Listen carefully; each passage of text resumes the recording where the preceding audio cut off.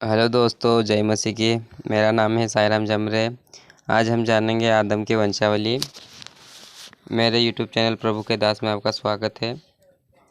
आदम की वंशावली, उत्पत्ति अध्याय 5, कुल वचन है 32। आदम की वंशावली यह है, जब परमेश्वर ने मनुष्य की सृष्टि की तब अपने ही स्वरूप में उसको बनाया।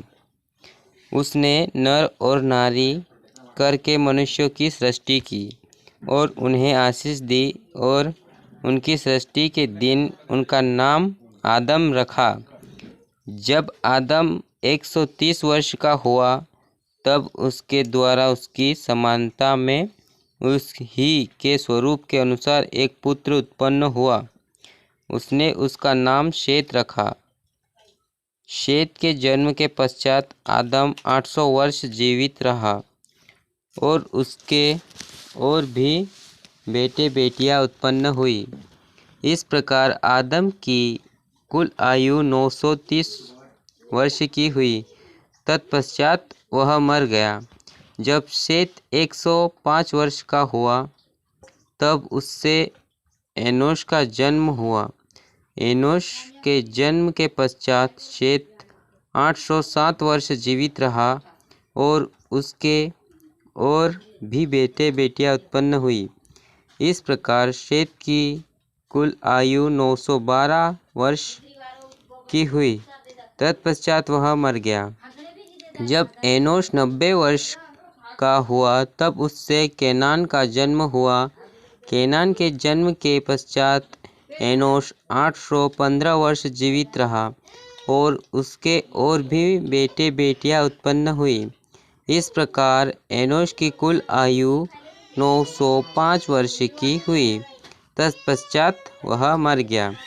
जब केनान 70 वर्ष का हुआ तब उससे महललेल का जन्म हुआ। महललेल के जन्म के पश्चात केनान 840 वर्ष जीवित रहा और उसके और भी बेटे बेटियां उत्पन्न हुई। इस प्रकार केनान की कुल आयु 910 वर्ष की हुई। तत्पश्चात वह मर गया। जब महललेल 65 वर्ष का हुआ तब उससे येरेद का जन्म हुआ। येरेद के जन्म के पश्चात महललेल 830 वर्ष जीवित रहा और उसके और भी बेटे बेटियां उत्पन्न हुई। इस प्रकार महललेल की कुल आयु 895 वर्ष की हुई। तत्पश्चात वह मर गया। जब येरेद 162 वर्ष का हुआ तब उससे हनोक का जन्म हुआ। हनोक के जन्म के पश्चात येरेद 800 वर्ष जीवित रहा और उसके और भी बेटे बेटियां उत्पन्न हुई। इस प्रकार येरेद की कुल आयु 962 वर्ष की हुई। तत्पश्चात वह भी मर गया। जब हनोक 65 वर्ष का हुआ तब उससे मतुशेलह का जन्म हुआ और मतुशेलह के जन्म के पश्चात हेनोक 300 वर्ष तक परमेश्वर के साथ साथ चलता रहा और उसके और भी बेटे बेटियां उत्पन्न हुई। इस प्रकार हनोक की कुल आयु 365 वर्ष की हुई। हनोक परमेश्वर के साथ चलता था, फिर वह लोप हो गया क्योंकि परमेश्वर ने उसे उठा लिया। जब मतुशेलह का 187 वर्ष का हुआ तब उससे लमेक का जन्म हुआ।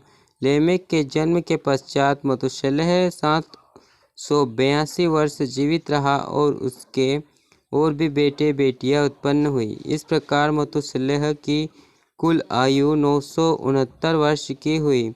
तत्पश्चात वह मर गया।